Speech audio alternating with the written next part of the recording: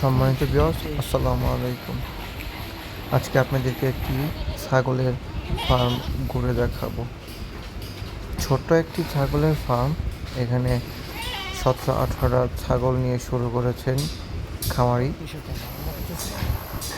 সবগুলি ছাগলই ক্রস জাতের ছাগল, যদিও ক্রস জাতের ছাগল, তারপরেও মাশাআল্লাহ ভালো ব্লাড লাইন। এখানে কিছু হরিয়ানা, কিছু তুতাপুরি, কিছু বিটল, কিছু যমুনাপাড়ি এই ক্রস ছাগল নিয়ে শুরু করেছেন। আমার সব থেকে পছন্দের ছাগলটা 70%, 60% পাঠা, তুতাপুরি পাঠা দিয়ে ওনারা এখানে ছাগলগুলোকে ক্রস করে থাকেন। এখানে পাঠির সংখ্যা কম, খাসির সংখ্যাই বেশি।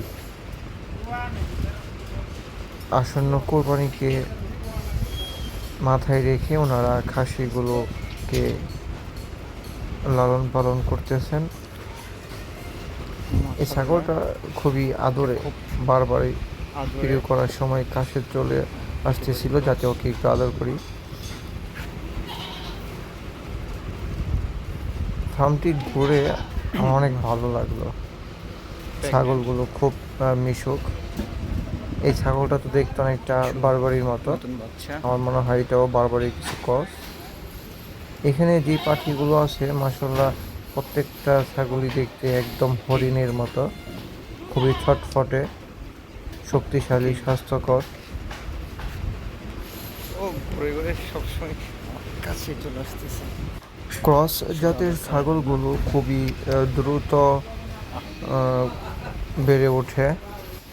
এখানে ছাগলগুলোকে দানাদার খাবার, খড়, কাঁচা ঘাস এইগুলো দিয়ে থাকে। যদিও জায়গাটা ছোট, বাহিরে ওদেরকে ঘুরতে নিয়ে যাওয়া হয় না।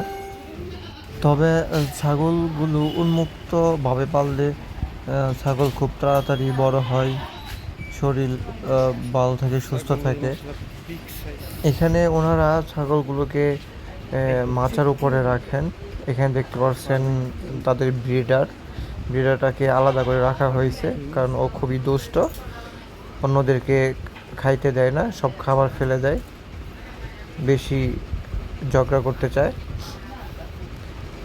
যতবারই ছাগলগুলো থেকে দূরে সরতেছিলাম ততই ওরা কাছে আসতেছিল। আমি তো এদের খুবই প্রেমে পড়ে গেছি। ছাগল এমনিতে অনেক বেশি ভালো লাগে।